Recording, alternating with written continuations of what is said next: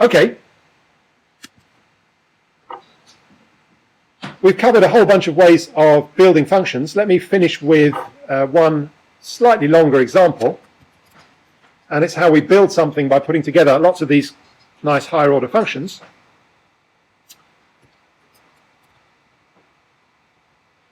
Okay. So the example is to take a bit of text and produce a table like this, in which the words appear in the table. They happen to appear here in alphabetical order, and each one has a word count. There's one occurrence of the word clouds, two occurrences of the word hello, one occurrence of sky. And so if you view this as just a raw string without displaying it on the screen, it would look like this. How are we going to go from here to here?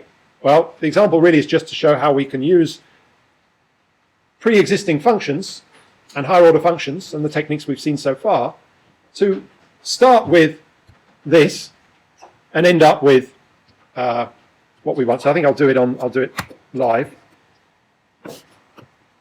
So the function will be, what was the name of the function again? Oh, we didn't give it a name, did we? Counting words, okay. So a word count is going to take a string, a list of characters. Let's call it a string. And what is it going to do? Well, I'm not going to put the type in just yet because I'm going to actually modify this as I go along. The type will change as I go along. I'm going to kind of start with the output, the input, which is that thing, and I'm going to gradually transform it as I go along. So that's the first stage. It doesn't do anything. What's the next stage? What's the first thing we could maybe do with a big string if we want to produce this result? Well, one natural thing we've seen so far is the function words. Remember, words could be defined by using segments with the blank character. We didn't actually do that.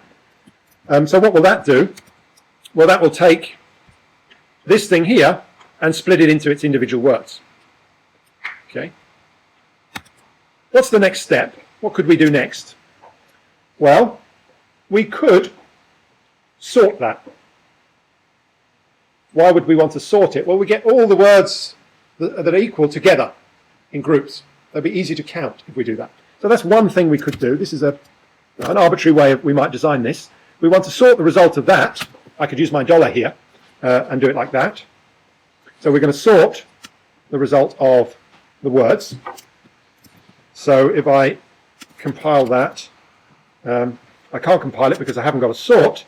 I need to import it. Sort lives in data.list.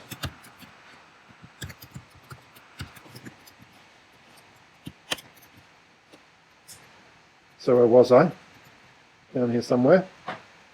Didn't feel like I've been typing for that long. Okay, so we can do a word count on our verse, for example. And now we've sorted the words in the list by using this polymorphic sorting function. What's the type of sort? It takes a list of anything which can be ordered, which you can compare, whether one is bigger than the other. Strings are an example of something which can be compared. And we'll sort them into a sorted list. Now what we want to do is kind of count the groups. So what we can do is we can split this into groups. It turns out there is a function to do that, and it's called group. You just look at the picture.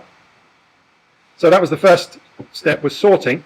The next one is grouping. There's a function called group, which I'm going to use, but actually it's there's a more general function, a higher order version of group, which actually takes an arbitrary grouping predicate. I'm going to do grouping using equality, and that's the function just group. If I wanted to use something else, then I could group by something else, but or maybe I'll import that. So this is also something in this collection. Let me just import them both while we're there. Okay, so now let me just, at this point, I want to do a grouping of those things. Now, this is actually quite neat using dollar to prevent all this brackets, but there's another way of defining this that I'd like to show you, and that is using this function composition notation. So do you remember high school function composition notation or mathematical function composition notation if you've done any maths recently? You write for example, F composed with G. You're familiar with that notation? You've all seen that notation before. So this is an operator in Haskell, but it's not the little circle operator. That will be a little bit hard to type, although I suspect that if you do type it, it may well work. I've never worked out how to type Unicode characters, but if I do one day, I'll try that out. But the standard way of writing it in Haskell is to use a dot. Okay, so just a quick warning about that. When you see dot, don't think object-oriented, field selection, object message, any of that stuff. Dot in Haskell is function composition operator. So this can be defined as a function which is built by composing these other functions using function composition. And remember, function composition kind of works backwards. So if you want to think of this as the function which first applies words, applies sort to the result of that, and applies group to the result of that. Okay? Now you might think it's unnatural to write this backwards. I'd like to write it forwards. If you wanted to write it forwards, you can define your own operator for forward composition. If you program in F#, that's the standard way of writing a composition operator. F# is Microsoft's functional language, part of the Microsoft stable. But there would be nothing to stop you writing your own function composition operator, which does things the other way around. I wouldn't recommend that, however, because part of programming in a programming language is to adopt the style that is commonly used so that your code can be easily understood and you can understand others' code. Okay, so far we've got a word count function which does some stuff. Let me recompile it and we can do it again. Now we've grouped these into lists of lists. What do we want to do now? Well, what's a good next step? Let's have a look at let's keep in sync with we've done our grouping. What we could do now is to take each of these things and apply a mapping function to it. So to each one of them, we can split it into the word and how many occurrences of the word there are. We know that these lists are non-empty. We're going to map a function which takes the groups. Each group is a string, and it's going to split it into a pair consisting of. Sorry, it's not a string. It's a list of strings. We can take the first one. I mean, these groups are all the same word repeated a number of times. The first one is the word itself. And we want to count how many there are. That's the length of the list. So now we've mapped this function over the result. So we're getting a bit closer to what we want.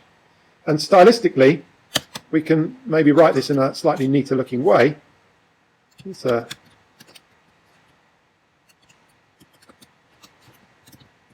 we do the words, the sort, the group, and then we're mapping this thing. Let's have a look what that does. Try that again. We're getting closer to our solution. Excuse me. Yeah. Oh, sorry. Apologies.